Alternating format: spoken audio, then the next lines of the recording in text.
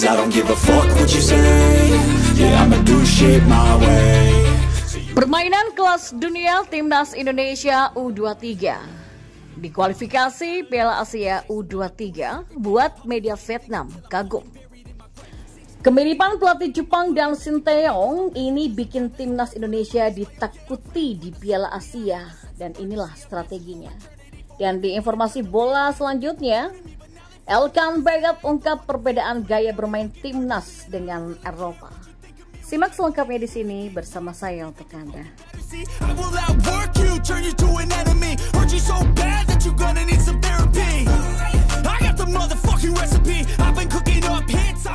Di informasi yang pertama, permainan kelas dunia yang ditunjukkan Timnas Indonesia U23 ketika mengalahkan Chinese Taipei pada kualifikasi Piala Asia U23 membuat media Vietnam terkejut.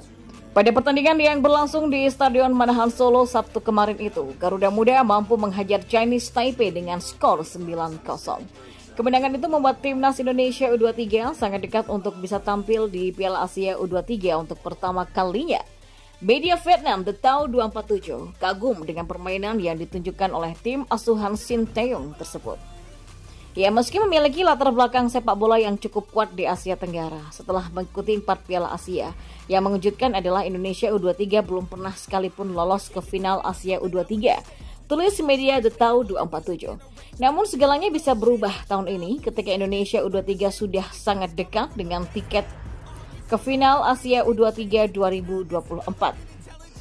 Saat ini Timnas Indonesia U23 tinggal selangkah lagi untuk bisa tampil di Piala Asia U23. Indonesia hanya perlu meraih hasil imbang untuk memastikan diri menjadi juara grup K dan lolos ke putaran final. Timnas Indonesia U23 berada di puncak klasmen grup K dengan nilai 6 dan berhasil membukukan 9 gol. Sementara Turkmenistan berada di peringkat kedua dengan nilai yang sama, tapi kalah dalam jumlah selisih gol. Turkmenistan baru mencetak 4 gol yang didapat saat menghadapi Chinese Taipei pada pekan lalu, dan jika mampu lolos ke Piala Asia U23, maka ini akan menjadi sejarah baru bagi sepak bola Indonesia. Pasalnya Indonesia belum pernah sekalipun lolos ke putaran final Piala Asia U23 sejak digelar pada 2012 lalu. Selain itu, Sinteyong juga akan menorehkan tinta emas dengan menjadi pelatih yang mampu membawa dua tim berbeda ke Piala Asia. Di Timnas Indonesia Senior, Sinteyong sukses membawa timnya lolos ke putaran final setelah duduk menjadi runner-up babak kualifikasi Grup A. Timnas Jepang memberikan kejutan dengan kemenangan 1-4 dalam laga uji coba melawan Jerman pada Minggu 10 September kemarin. Kemenangan Timnas Jepang ini perlu dicermati secara serius karena menjadi prestasi bagi tim tersebut karena menang di kandang Jerman. Juga catatan penting bagi Indonesia karena merupakan pesaing di Piala Asia 2023 mendatang. Keberhasilan Jepang menggilas Jerman tak lepas dari kecerdikan sang pelatih Hajime Moriyasu dalam membangun strategi terbaik. Ternyata ada kemiripan antara pelatih Jepang dan Sinteyong yang dapat membuat Indonesia makin ditakuti di Piala Asia 2023 nanti. Seperti dilansir dari tv1news.com dari kanal YouTube Tommy Deski, inilah ulasan tentang kemiripan strategi yang diterapkan pelatih Jepang dan Sinteyong. Skuad Jepang yang berhasil mengalahkan Jerman dalam laga uji coba kemarin kurang lebih juga akan dipakai pada Piala Asia 2023 nanti. Sehingga penting untuk mengetahui peta kekuatan Jepang karena dalam Piala Asia nanti akan menjadi salah satu dari lawan Indonesia. Dalam pertandingan melawan Jerman, Hajime Moriyasu banyak melakukan dinamika pada formasi serta strategi timnya. Hal ini dimaksudkan untuk mengimbangi permainan lawan sehingga setiap gerak pemain Jerman bisa dijaga dengan baik.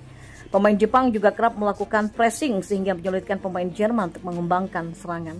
Keberhasilan Jepang menutup peluang lawan jelas membuat pemain Jerman sampai merasakan frustasi dan kekesalan, tak terkecuali sang penjaga gawang Ter Stegen yang sampai mengungkapkan kekesalannya usai pertandingan. Yang tak kalah menarik perhatian adalah bagaimana pelatih Jepang menerapkan formasi serta strategi yang begitu dinamis. Pada babak pertama, Hajime Moriyasu menerapkan formasi 4-4-2. Kemudian masuk babak kedua, pelatih Jepang mengubah formasi menjadi 5-4-1. Mitoma ditarik ke sektor belakang untuk ikut menjaga pertahanan, sementara Kamada digeser untuk mengisi kekosongan posisi Mitoma. Satu hal penting yang harus dicatat adalah keberhasilan Hajime Moriyasu sebagai pelatih untuk mengendalikan keegoisan pemain. Sejatinya ketika ada pemain yang sudah bersinar, maka ada kecenderungan pemain tersebut memiliki keegoisan tinggi dan ingin tampil mencolok. Misalnya Mitoma, seorang pemain yang sedang bersinar karirnya, mau menuruti perintah pelatih untuk turun ke belakang membantu pertahanan sesuai dengan arah pelatih. Strategi ini juga dilakukan oleh Shin Tae-yong bersama timnas Indonesia senior saat menghadapi Turkmenistan dalam FIFA Matchday pada beberapa waktu yang lalu. Bisa jadi ini merupakan langkah Shin Tae-yong untuk membiasakan para pemainnya dalam menggunakan beberapa formasi dalam satu pertandingan. Ketika ingin bertahan, maka Shin Tae-yong menggunakan 5 back, sementara ketika menyerang ia menggerakkan 4 back, sama seperti yang dilakukan oleh pelatih Jepang. Dalam sesi konferensi pers, Shin Tae-yong sendiri menegaskan bahwa dirinya menggunakan 4 back dalam pola menyerang. Taktik Shin Tae-yong ini terbukti berhasil mencegah penyerang Turkmenistan untuk membuat peluang tendangan ke gawang timnas Indonesia. Dan inilah pentingnya mengamati penerapan formasi yang dinamis di lapangan, sama seperti yang dilakukan pelatih Jepang dan juga Shin Tae-yong. Para pemain timnas Indonesia pun nampaknya sudah terbiasa dengan dinamisnya formasi serta strategi yang diterapkan oleh Shin Tae-yong di lapangan.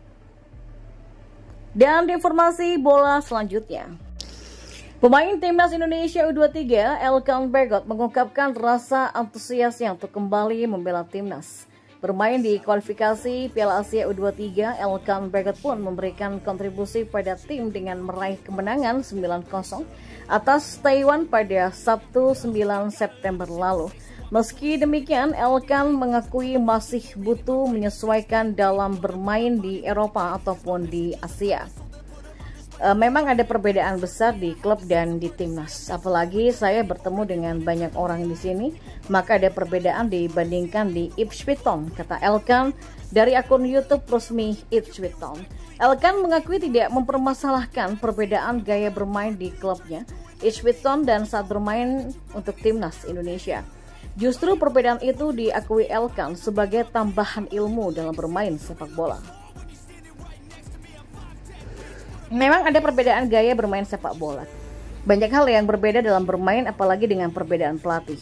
Tapi saya pikir ini sebagai tambahan pengetahuan yang bisa membantu permainan saya sendiri. Jadi kami harus mengerti apa yang pelatih inginkan dan itu bagus untuk saya, tegas Elkan. Sementara itu Elkan mengaku tidak punya masalah dalam adaptasi rekan satu tim ataupun cuaca di Indonesia.